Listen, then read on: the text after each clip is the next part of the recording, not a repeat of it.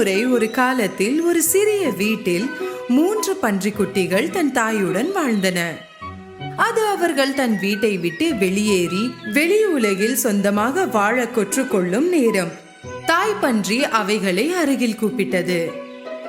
என் அன்பு செல்லங்களா, நீங்கள் வெளி உலகில் போகும் நேரம் வந்துவிட்டது. போய் உங்கள் புதிய வாழ்க்கையை நீங்கள் ஆரம்பியுங்கள். ஆனால் மறந்து விடாதீர்கள், இந்த உலகத்தில் நீங்கள் செய்யும் அனைத்தையும் சிறந்ததாக செய்யுங்கள். இதுதான் உயிருடன் இருப்பதற்கான சிறந்த வழி. கொஞ்சம் சோகமாகவும் கொஞ்சம் உற்சாகத்துடனும் அந்த 3 பன்றிக்குட்டிகளும் அம்மாவிடம் இருந்து விடை பெற்று தன் வழியில் சென்றன. ஒரு சில நாட்களுக்கு பிறகு அவர்கள் வீடு கட்ட சிறிய நிலத்தை கண்டுபிடித்தன.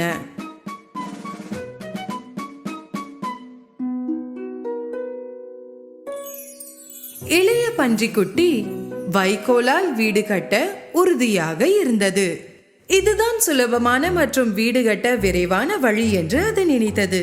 அப்போதுதான் அதனிடம் விளையாட அதிக நேரம் இருக்கும்.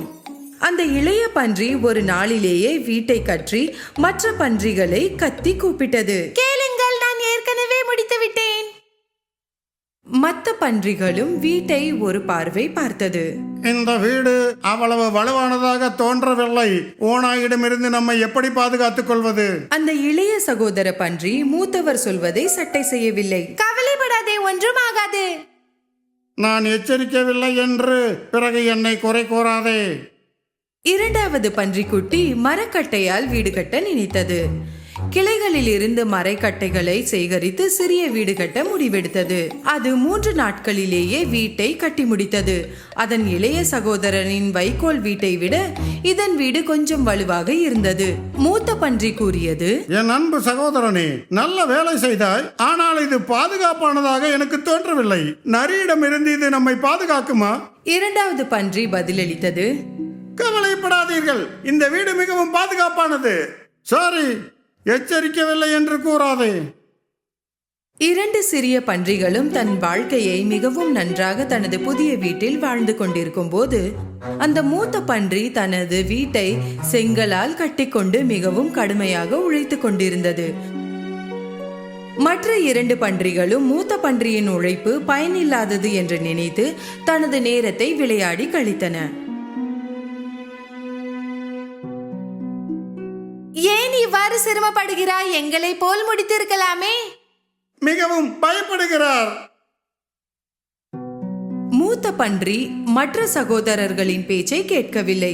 அது ஒரு வாரம் கடுமையாக உழைத்து தனது வீட்டை செங்கல் மற்றும் கற்களால் கட்டி முடித்தது. ஒரு நாள் கழித்து ஒரு பசியான ஓநாய் அவர்கள் வீட்டிற்கு வந்தது. அது முதலில் வைக்கோலால் கட்டிய வீட்டிற்கு முன்னே சென்றது.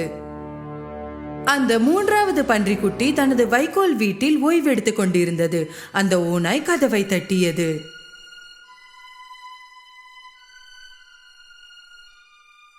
கதவை திறந்து என்னை உள்ளே விடு. இல்லையென்றால் நான் ஊதியே உனது வீட்டை பறக்க வைத்து விடுவேன். நீ என்னை எதுவும் செய்ய முடியாது. எனது வீடு வலுவானது. அதனால் அந்த ஓநாய் வீட்டை ஊதி வீட்டை உடைத்தது. பிறகு அந்த பன்றிக்குட்டி மிகவும் சிரமத்தோடு அங்கிருந்து தப்பித்து ஓடியது.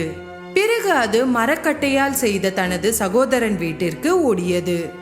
அது கதவை தட்டியது. பிறகு அந்த நடு பன்றிக்குட்டி கதவை திறந்தவுடன் அந்த இளைய பன்றிக்குட்டி வீட்டுக்குள்ளே ஓடியது. சீக்கிரம் கதவை மூடு, அந்த ஓநாய் வந்துவிடும். கவலைப்படாதே, அது நம்மை எதுவும் செய்துவிட முடியாது. சிறிது நேரம் கழித்து அந்த ஓநாய் 2வது சகோதரரின் மரக்கட்டை வீட்டிற்கு வந்து கத்தியது. கதவை திறந்து என்னை உள்ளே விடு. இல்லை என்றால் ஊதியே உனது வீட்டை நான் உடைத்து விடுவேன். உன்னால் எனது வீட்டை உடைக்க முடியாது. அந்த ஓநாய் ஊதி மரக்கட்டையால் ஆன வீட்டை உடைத்து விட்டது. 2 பன்றி சகோதரர்களும் ஓநாயிடமிருந்து தப்பித்து அதன் மூத்த சகோதரனிடம் சென்றது. அண்ணா, ஓநாய் எந்த பக்கம் இருந்து வருகிறது? நாம் என்ன செய்வது? அந்த மூத்த சகோதரர் பன்றிக்குட்டியிடம் உறுதியாக கூறியது.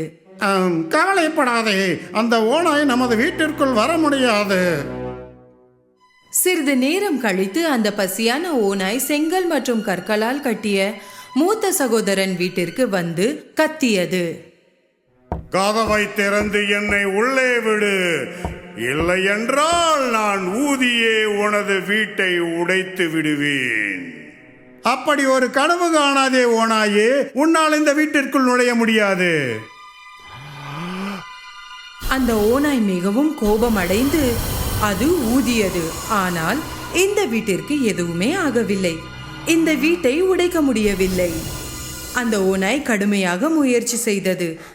ஆனால் ஒரு செங்கலை கூட அசைக்க முடியவில்லை. இறுதியாக சோர்வடைந்து அந்த ஓநாய் வேறு வழி இல்லாமல் உள்ளே நுழைய யோசித்தது. ஓநாய் கூரை மேல் புகைப்போக்கியை கண்டது. பிறகு அதன் மேல் ஏறியது. ஓநாய் மேலே ஏறி புகைப்போக்கி வழியாக உள்ளே வருவதை கண்டறிந்த பன்றிக்குட்டிகள் விரைந்து அதற்கு கீழே தீயை மூட்டியது. பிறகு ஒரு வாளி நிறைந்த தண்ணீரை நெருப்பு மேல் வைத்தது. ஓநாய் கூரை மேல் ஏறி புகைப்போக்கி வழியாக கீழே இறங்கியது. அப்போது அது நேராக தண்ணீரில் விழுந்தது. என்னை காப்பாற்றுங்கள், என்னை காப்பாற்றுங்கள், எனக்கு உதவி செய்யுங்கள் நண்பர்களே, என்னை காப்பாற்றுங்கள், நான் இறக்கிறேன். இறுதியாக அந்த ஓநாயிடமிருந்து தப்பித்து 3 பன்றிக்குட்டிகளும் மகிழ்ச்சியில் ஒன்றுக்கொன்று அணைத்து கொண்டன. அடுத்த நாள் தங்கள் தாயிடம் சென்று நடந்த அனைத்தையும் கூறின.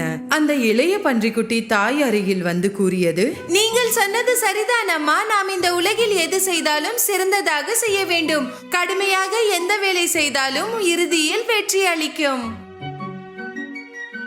அந்த நாள் முதல் அந்த 2 பன்றிக்குட்டிகளும் சோம்பேறியாக இருக்கவில்லை. அவர்கள் தங்கள் மூத்த சகோதரன் போல் கடுமையாக உழைத்து மகிழ்ச்சியாக பாதுகாப்பான வாழ்க்கையை வாழ்ந்தன.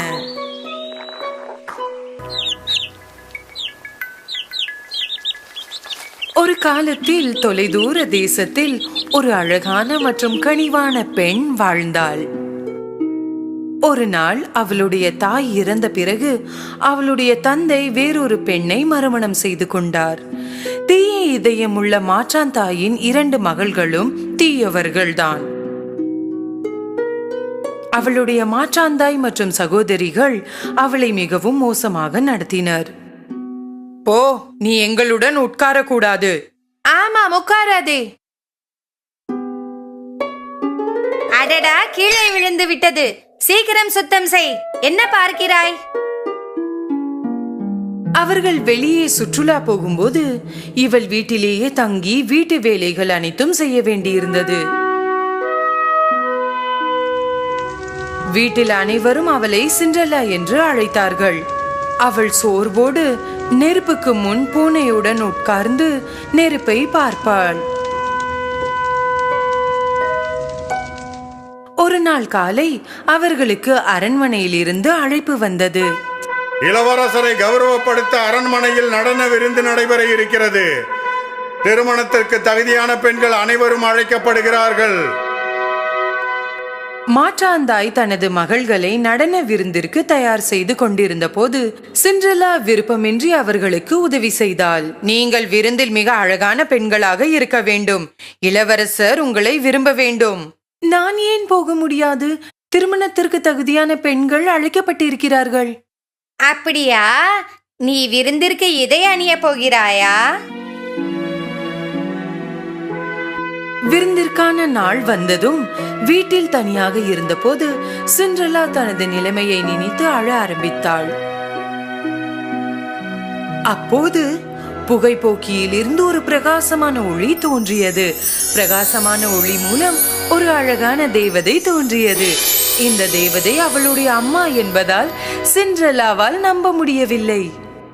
அம்மா, வா என் செல்லமே, நான் உனக்கு உதவ வந்தேன். நீயும் அரண்மனை விருந்திற்கு போகலாம். அப்படியா? ஆனால் எப்படி? நான் உதவுகிறேன். இப்போது போய் தோட்டத்திலிருந்து மிக பெரிய பூசணிக்காயை கொண்டு வா. கெட்டி பூனையே, எனக்கு 7 எலிகளை கொண்டு வா. ஒரு மாய தொடுதலுடன் தேவதை பூசணிக்காயை ஒரு அழகான குதிரை வண்டியாக மாற்றியது. பின்னர் பின்னர் அவள் தனது மந்திரக்கோலை எலிகளை நோக்கி திருப்பினாள். எலிகளில் ஒன்று ஓட்டுநரானது, மற்ற 6 அழகான வெள்ளை குதிரைகளாக மாறியது. இப்போது உன் முறை. நான் ஒரு இளவரசி போல் இருக்கிறேன். ஆனால் அம்மா, எனக்கு நடனம் ஆட தெரியாது. இளவரசர் என்னிடம் கேட்டால் என்ன செய்வது? இந்த மாய காலணிகளால் நீ விருந்தில் சிறந்த நடனமாடும் பெண்ணாக இருப்பாய்.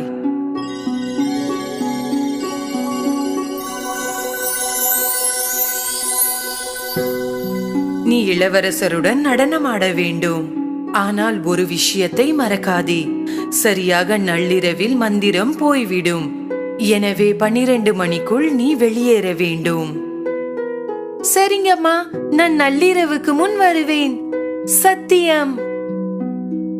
அம்மா, என்னால் உங்களை மீண்டும் பார்க்க முடியுமா? நான் எப்போதும் உன் பக்கத்தில் தான் இருக்கிறேன்.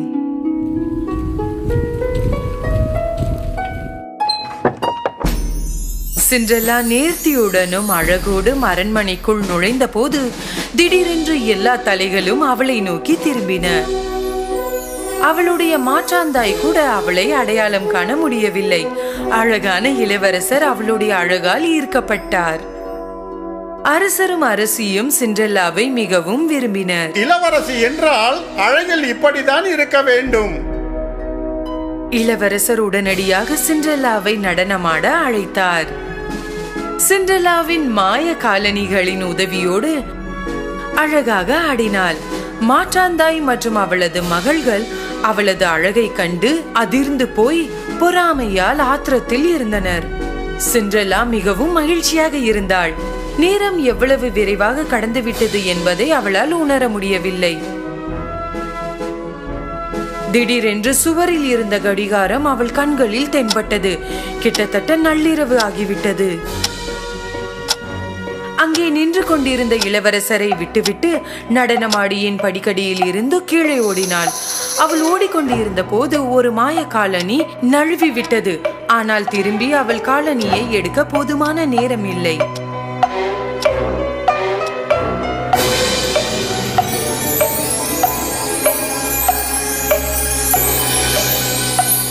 சிண்ட்ரெல்லாவுக்கு பின் ஓடிய இளவரசர் காலணியை எடுத்தார். இந்த காலணியின் உரிமையாளரை கண்டுபிடியுங்கள். உலகில் எங்கிருந்தாலும் கண்டுபிடித்து வாருங்கள். சிப்பாயிகள் நாடு முழுவதும் வந்து ஒவ்வொரு கதவையும் தட்டி ஒவ்வொரு இளம் பெண்ணையும் காலணியை முயற்சிக்க அனுமதித்தனர். ஆனால் காலணி யாருக்கும் பொருந்தவில்லை. இறுதியாக அவர்கள் சிண்ட்ரெல்லா வீட்டிற்கு வந்தார்கள். மாற்றாந்தாயின் மகள்கள் காலணியை முயற்சித்தனர். இன்னும் சிறிது தள்ளினால் பொறிந்துவிடும். ஆமாம் ஆமாம், என் மகள்களின் கால்கள் வேலை செய்ததால் கொஞ்சம் வீங்கி உள்ளது. ஆனால் காலணி அவர்கள் இருவருக்கும் பொருந்தவில்லை. சிப்பாய்கள் தங்கள் தளபதி வீட்டிற்குள் மற்றொரு பெண்ணை கண்டதாக சொன்னார்கள். வீட்டிற்குள் இன்னொரு பெண் இருக்கிறாள். சிண்ட்ரெல்லா காலணியை அணிந்தவுடன் அது அவளுக்கு பொருந்தியது.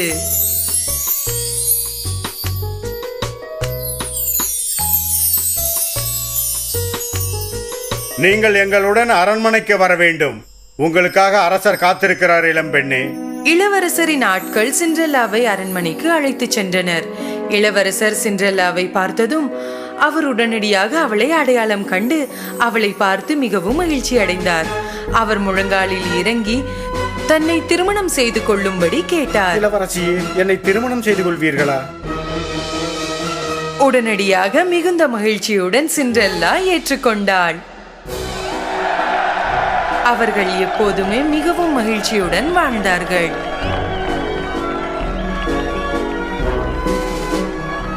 ஆனால் என் காலணி அதன் மந்திரத்தை இழக்கவில்லை என்பது எப்படி நடந்தது?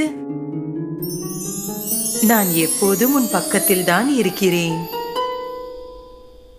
அம்மா, நீங்கள் என்னுடன் இருக்கிறீர்கள் என்று புரிந்துவிட்டது. ஒரு ஓநாயும் 7 சிறிய ஆட்டுக்குட்டிகளும். ஒரு காலத்தில் காடுகளின் ஒரு சிறிய குடிசையில் ஒரு தாயாடு மற்றும் அதன் சிறிய ஆட்டுக்குட்டிகள் மகிழ்ச்சியான வாழ்க்கையை வாழ்ந்தன. ஆட்டுக்குட்டிகள் மிகவும் அழகான பொம்மைகளைப் போல் இருந்தன.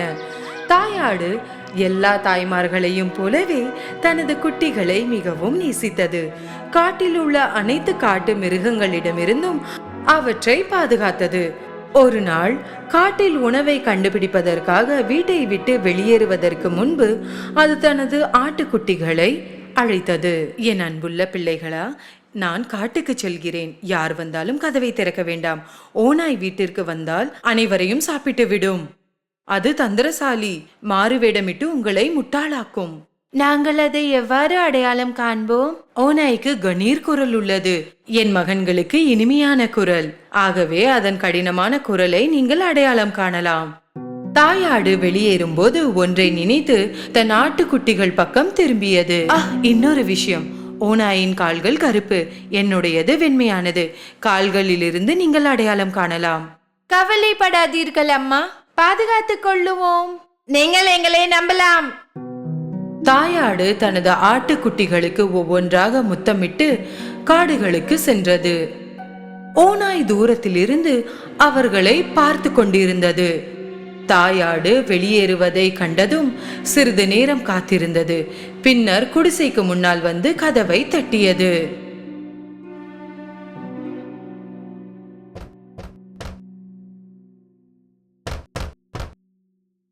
யாரது? செல்ல குட்டிகளா, கதவை திறங்க. நான் உங்க அம்மா வந்திருக்கேன். நான் உங்க எல்லாருக்கும் நல்ல சாப்பாடு கொண்டு வந்திருக்கேன். ஆனால் ஆட்டுக்குட்டிகள் ஓநாய் குரலை அடையாளம் கண்டன. கதவை திறக்காமல் அவர்கள் கத்தினார்கள். நீங்கள் எங்கள் அம்மா இல்லை. அவளுடைய குரல் இனிமையானது.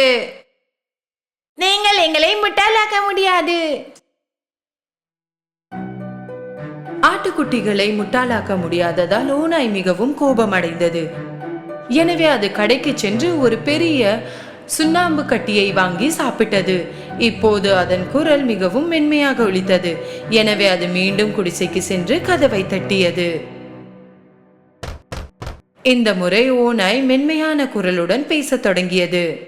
செல்ல குட்டிகளா, கதவை திறங்க. நான் தான் உங்க அம்மா வந்திருக்கேன். உங்க எல்லாருக்கும் நல்ல சாப்பாடை நான் கொண்டு வந்திருக்கேன். ஓநாயின் மென்மையான குரலை கேட்டு ஆட்டுக்குட்டிகள் அது உண்மையில் தங்கள் தாய் என்று நினைத்தன. அவர்கள் கதவை திறக்கவிருந்த போது அவர்களில் ஒன்று கத்தியது. காத்திருங்கள், நாம் கதவின் அடியில் இருந்து கால்களை பார்க்க வேண்டும். ஆட்டுக்குட்டிகள் கதவின் அடியில் இருந்து பார்த்தபோது ஓநாயின் கருப்பு கால்களை கண்டன. எனவே கதவை திறக்காமல் மீண்டும் கத்தின. நாங்கள் கதவை திறக்க மாட்டோம். எங்கள் தாயின் கால்கள் கருப்பு இல்லை, அவை வெள்ளை. நீங்கள் ஒரு ஓநாய். கோபமடைந்த ஓநாய் வெளியேறியது. இந்த முறை அது பேக்கரிக்கு சென்று பேக்கர் அவருக்கு முன்னால் ஓநாயை பார்த்தபோது மிகவும் அதிர்ச்சி அடைந்தார். நான் சைவ உணவு சாப்பிட்றவேன், அதனால பேசி தான் சாப்பிட முடியும். எனக்கு கொஞ்சம் மாவு கொடுக்கிறீங்களா தயவு செய்து? ஓநாய் பேக்கரியில் இருந்து ஒரு சிறிய சாக்கு மாவுடன் வெளியே வந்தது. குடிசை அருகே வந்ததும் சாக்கை திறந்து மாவு முழுவதையும் காலில் போட்டது. இப்போது அதன் கால்கள் அனைத்தும் வெண்மையாக இருந்தன. ஓநாய் மூன்றாவது முறையாக கதவை தட்டியது. செல்லக்குட்டிகளா, கதவை திறங்க. நான் உங்க அம்மா வந்திருக்கேன். உங்க எல்லாருக்கும் நல்ல சாப்பாடை கொண்டு வந்திருக்கேன். முதலில் உங்கள் கால்களை காட்டுங்கள், அப்போதுதான் நாங்கள் நம்புவோம். ஓநாய் தனது கால்களை மாவுடன் காட்டியது. ஆட்டுக்குட்டிகள் வெள்ளை கால்களை கண்டதும் அது தங்கள் தாய் என்று நம்பி கதவை திறந்தார்கள். அவர்கள் என்ன பார்த்தார்கள்? ஓநாய் அவர்களுக்கு முன்னால் அங்கேயே நின்று கொண்டிருந்தது. சிறிய ஆடுகளுக்கு என்ன செய்வது என்று தெரியவில்லை. அவர்கள் கத்தி ஓட ஆரம்பித்தார்கள்.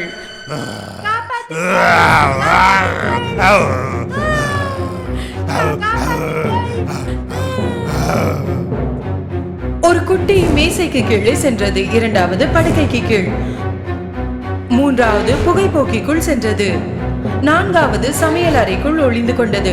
ஐந்தாவது அலமாரிக்குள் வந்தது. ஆறாவது திரைக்கு பின்னால் ஒளிந்தது. ஏழாவது சுவரில் இருந்த மாபெரும் கடிகாரத்திற்குள் சென்றது. ஆனால் தந்திரசாலி ஓநாய் விரைவாக ஒவ்வொன்றாக மறைந்திருந்த இடத்திலிருந்து அனைத்தையும் பிடித்தது.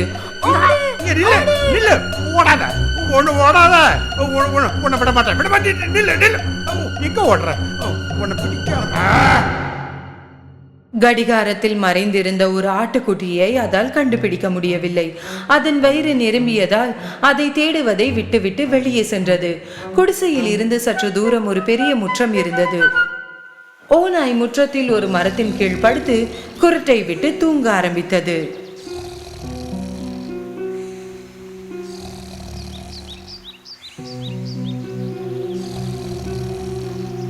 சிறிது நேரத்திற்கு பிறகு தாயாடு வீடு திரும்பியது.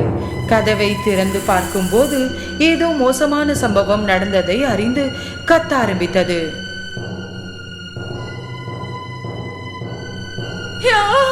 என் ஆட்டுக்குட்டிகள், என் குட்டிகள்! வீட்டிற்குள் நுழைந்த போது அதிர்ச்சி அடைந்தது. மேஜைகள் மற்றும் நாற்காலிகள் அனைத்தும் தலைகீழாக இருந்தன. திரைசீலைகள் கிழிந்திருந்தன. படுக்கைகள் அனைத்தும் கசங்கி இருந்தன. தலையணைகள் மற்றும் போர்வைகள் அனைத்தும் தரையில் இருந்தன. குட்டிகளை தேடியது, ஆனால் அவற்றை எங்கும் கண்டுபிடிக்க முடியவில்லை. ஒவ்வொரு குட்டிகளின் பெயர்களை கத்த ஆரம்பித்தது, ஆனால் யாரும் பதிலளிக்கவில்லை. இறுதியாக கடைசி பெயரை அழைக்கும் நேரம் வந்தது. அப்போதுதான் ஒரு உயர்ந்த குரல் கேட்டது. நான் கடிகாரத்திற்குள் இருக்கிறேன் அம்மா. தாயாடு கடிகாரத்திற்கு ஓடி சென்று தனது குழந்தையை அங்கிருந்து வெளியே எடுத்தது. அம்மா ஆடு மற்றும் குட்டி கட்டிப்பிடித்தது. குட்டி அழுது கொண்டே கதை சொல்ல ஆரம்பித்தது. ஓநாய் மாறுவிடத்தில் வந்தது. அது நீங்கள் தான் என்று நினைத்து நாங்கள் கதவை திறந்தோம். அது அனைத்தையும் சாப்பிட்டு விட்டது.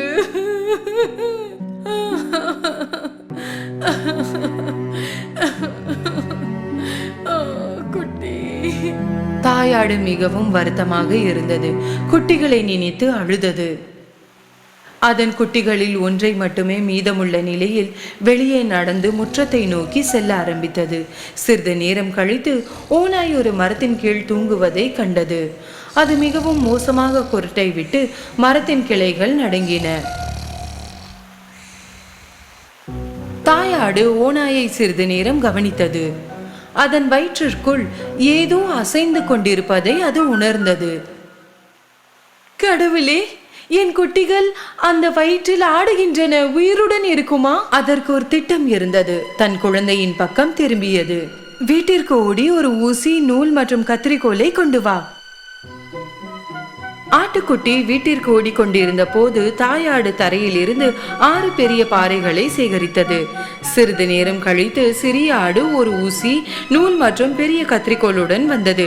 தாயாடு கத்திரிக்கோளால் ஓநாயின் வயிற்றை திறந்தது. அது உடனே தன் சிறிய ஆடுகளில் ஒன்றை கண்டது. பின்னர் எல்லாம் வெளியே வந்தது. அவர்கள் அனைவரும் ஆரோக்கியமாக இருந்தன.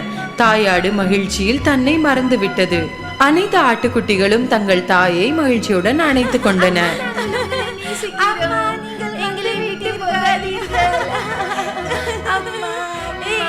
அவர்கள் அனைவரும் மகிழ்ச்சியானார்கள். என் குட்டிகளா, நீங்கள் பாதுகாப்பாக இருக்கிறீர்கள். தாயாடு தான் சேகரித்த பாறைகளை ஓநாய்க்கு உள்ளே கவனமாக வைத்தது. பின்னர் அதன் வயிற்றை ஊசி மற்றும் நூலால் தைத்தது. ஓநாய் மிகவும் ஆழமாக தூங்கிக் கொண்டிருந்தது. அதனால் எதுவும் உணரவில்லை மற்றும் நகரவில்லை. தாயாடு மற்றும் குட்டி ஆடுகள் விரைவாக தப்பித்து சென்றன. ஓநாய் விழித்து எழுந்து நின்றது. அதன் வயிறு மிகவும் மோசமாக வலித்தது. பல ஆடுகளை சாப்பிட்டதால் தான் வலிக்கிறது என்று நினைத்தது. அதன் வயிற்றில் பாறைகள் நிறைந்திருந்ததால் அதற்கு தாகம் எடுத்தது. கொஞ்சம் தண்ணீர் குடிக்க ஆற்றின் அருகில் வந்தது. ஆனால் அது நடந்து கொண்டிருந்த போது பாறைகள் ஒன்றிற்கு ஒன்று இடித்து கொண்டன. என் வயிறு ரொம்ப கனமா நிறைஞ்சு போயிருக்கு. நான் சாப்பிட்ட ஆடுகள் எல்லாம் கல்லா மாறின மாதிரி இருக்கு.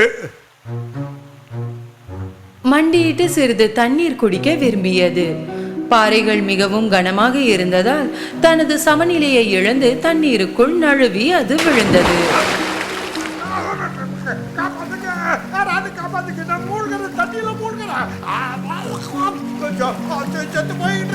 உதவிக்காக கத்தியது. ஆனால் யாரும் உதவவில்லை. இனி பாறைகளின் எடையை தாங்க முடியாமல் ஆழமான நீருக்குள் சென்றது. என்ன நடந்தது என்று பார்த்ததும் தாயாடும் அதன் குட்டிகளும் ஆற்றிற்கு ஓடின.